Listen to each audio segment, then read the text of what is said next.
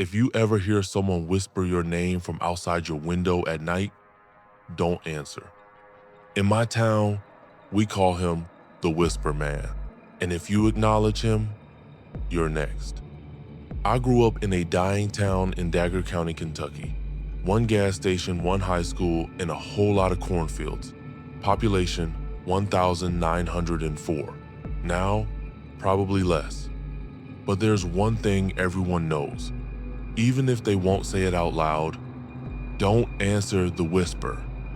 It always starts the same way. You're in bed sometime after 2 a.m. The world feels dead. No cars, no wind, just stillness. And then you hear it a whisper right outside your window. Caleb. Arjun, that was me. That's what I heard. My name.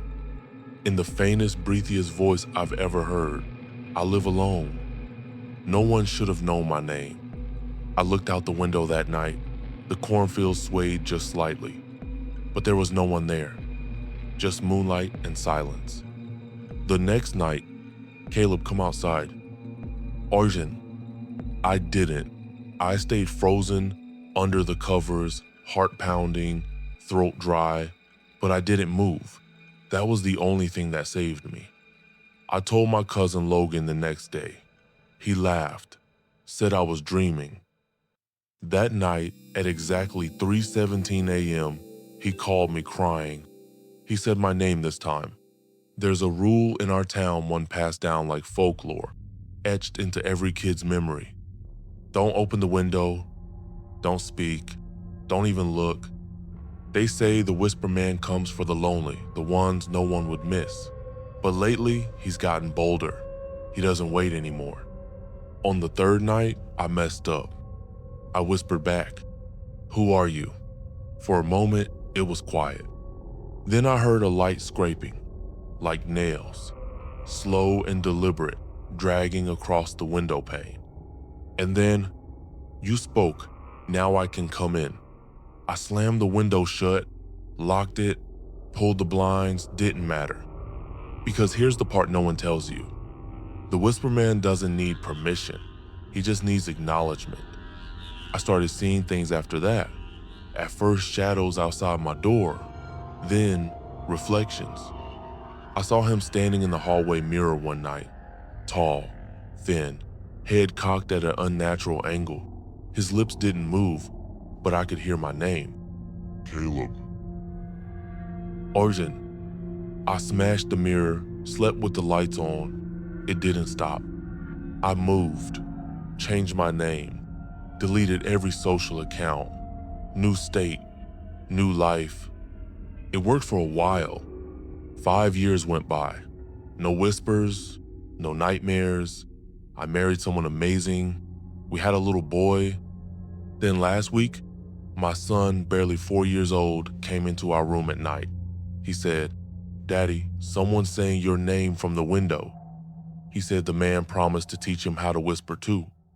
Have you ever heard your name whispered when no one was around?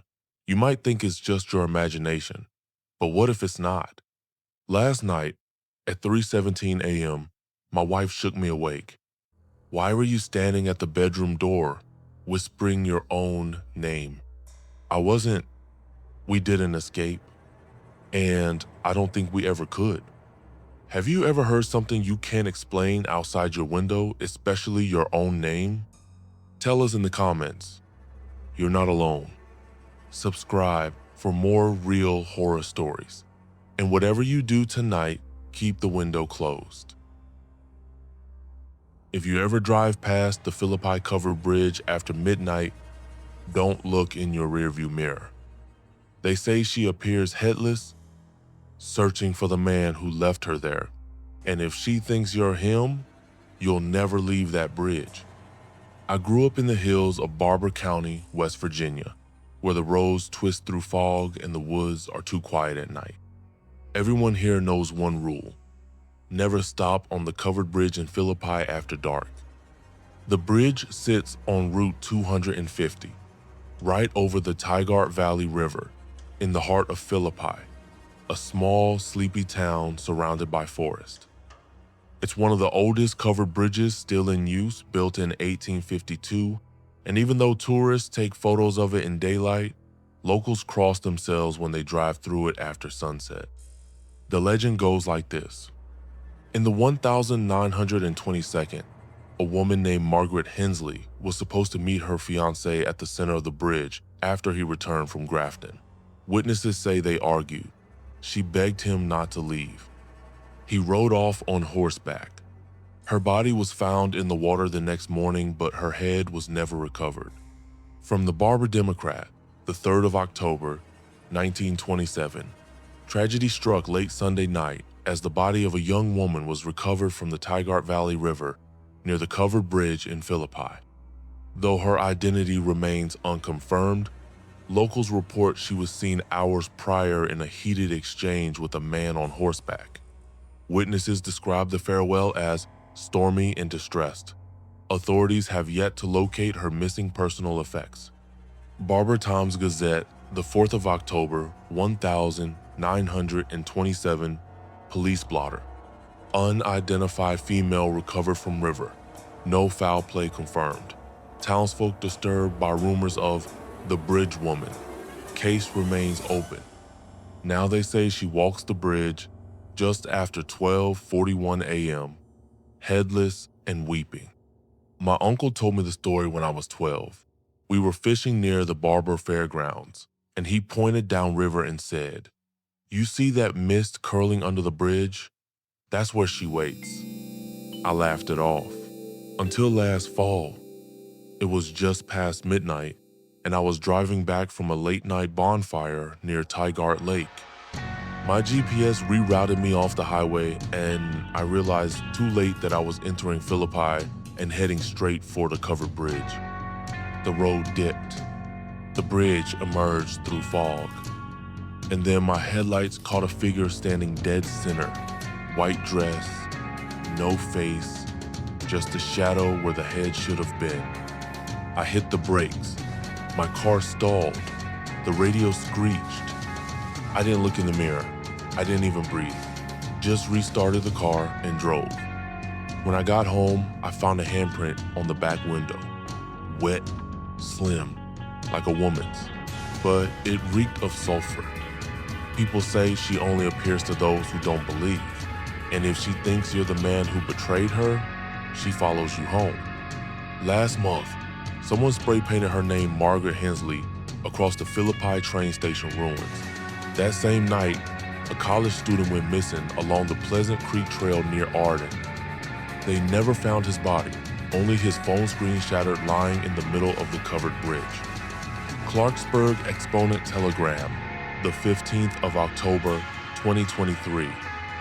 Barber County Sheriff's Department is investigating the disappearance of a local university student last seen near the historic Philippi covered bridge. Search dogs lost the scent midway through the bridge, where a shattered phone was later discovered. Locals blame the headless woman, a long-standing ghost tale tied to the area, though no official connection has been made. A piece in the Clarksburg Exponent Telegram described it as another unexplained disappearance in Barber County, but locals immediately blamed the ghost of the bridge. Have you ever driven a back road in West Virginia and felt like something was watching you? Tell your story in the comments. You're not alone. Subscribe for more real horror from forgotten places. And whatever you do, don't cross the Philippi covered bridge after midnight. In the quiet town of Ash Flat, Arkansas, there's a storm drain kids say leads to hell. They say it whispers, and if you crawl too deep inside, it whispers your name. I grew up in Sharp County, a sleepy patch of Arkansas where life moves slow and folks mind their own. Ash Flat is the kind of town where nothing ever happens until it does. Every summer, kids dare each other to crawl into the storm drains behind Main Street. They're ancient, rusty, and smell like rotting leaves and something worse. Locals call it the hollow pipe, just a rusted culvert beneath the woods, big enough for a kid to crawl inside. And for decades, stories have spread about a thing that lives deep in there. My older cousin Jared told me the legend when I was 9. You crawl past the second bend, you start hearing it, a voice that sounds like someone you know. Then the mud gets warmer. If it says your name, it already knows you're there. I thought he was just trying to scare me. Until the summer, Mason disappeared. It was late July. Mason was 12 and he'd just gotten a GoPro for his birthday. We were out in the woods filming stupid stuff for his YouTube channel. Then someone dared him to crawl into the pipe. He said he'd go as far as the second turn. I held the flashlight, watched him crawl in. At first he laughed, joked about the spiders. Then it got quiet. 10 seconds passed, then 20. Then I heard Mason scream. It wasn't a scared scream, it was a scream like something had grabbed him. He never came out.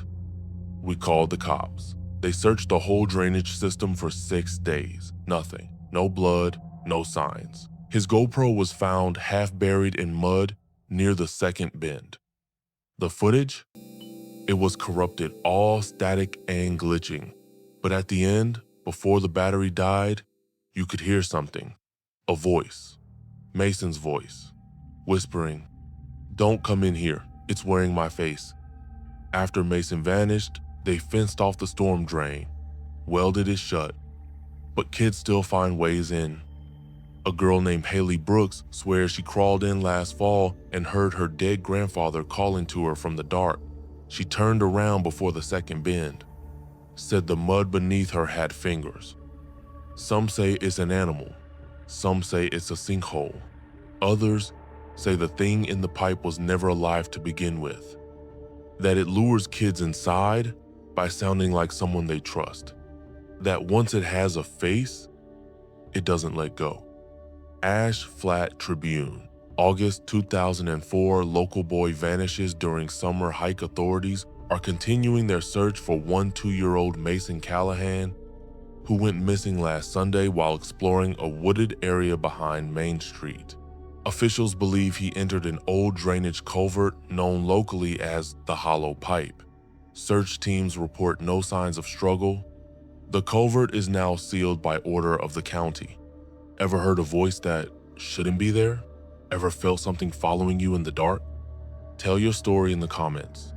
And whatever you do, never crawl past the second bend. Closing message from Mr.Somberrift.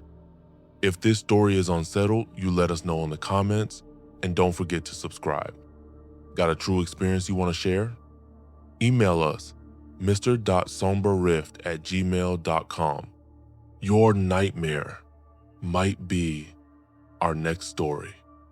Until then, sleep with the light on, and if you see 2